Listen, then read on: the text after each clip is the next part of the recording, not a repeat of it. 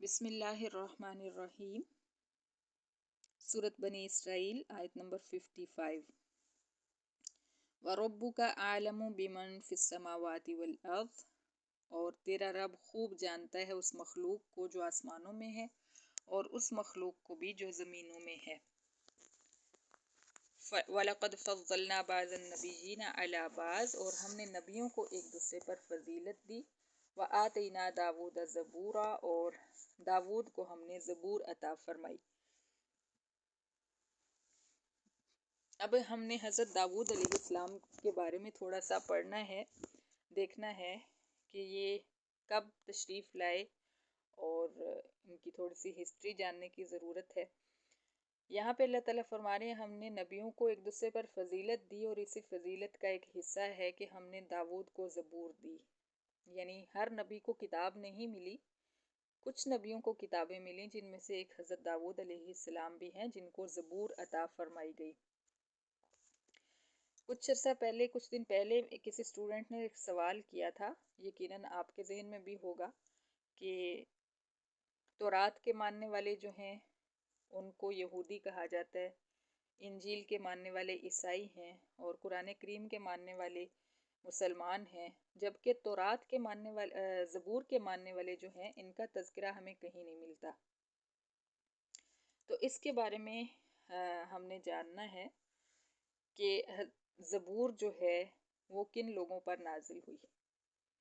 तो हज़रत मूसा अलैहिस्सलाम के तशरीफ़ लाने के बाद हज़रत ईसा अलैहिस्सलाम तकरीबन 1500 साल के बाद तशरीफ़ लाए, और इसी दौरानिए में, यानी हज़रत मूसा अलैहिस्सलाम के तशरीफ़ लाने के बाद का जो अरसा है हज़रत ईसा अलैहिस्सलाम तक, इसी दौरानिए में हज़रत दाऊद अलैहिस्सलाम तशरीफ़ लाए। इनका कुछ तज़किरा हम इंशाल्लाह दूसरे बारे में भी पढ़ेंगे। वहाँ पे हज़रत दाऊद अलैहिस्सलाम को हुकूमत कैसे मिली उसका तज़किरा आएगा इंशाल्लाह।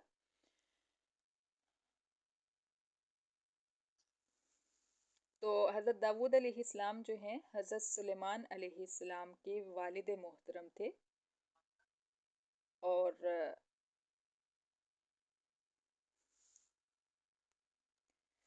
तो हज़रत दाऊद अलैहिस्सलाम जो हैं बच्चे थे, लड़के थे।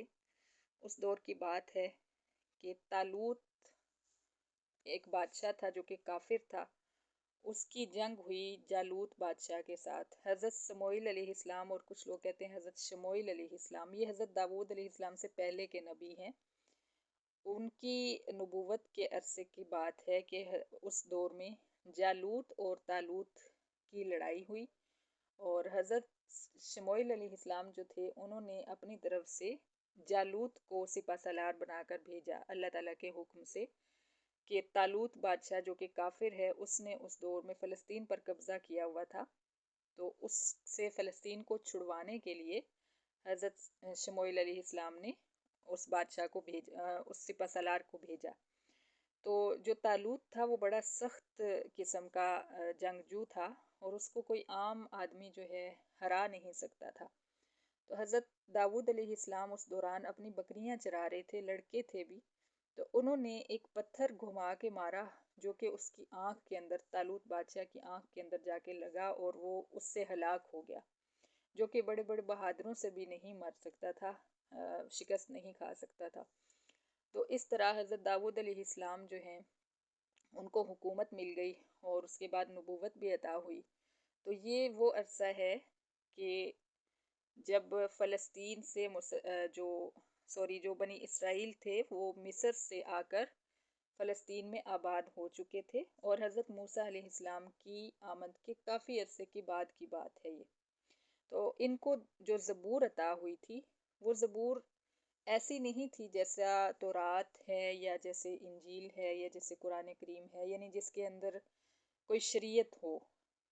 वो किताब सिर्फ़ अल्लाह ताला की तारीफ़ों पे मबनी थी, उसके अंदर सिर्फ हम्दो सना थी अल्लाह ताला की। और ज़ाहिर है कि हज़रत दाऊद अलैहिस्सलाम भी यहूदियों के ही नबी थे, और बनी इसराइल में से ही आए हुए थे। बनी इस्माइल में तो सिर्फ हज़रत मोहम्मद सल्लल्लाहु अलैहि वसल्लम तशरीफ़ लाए।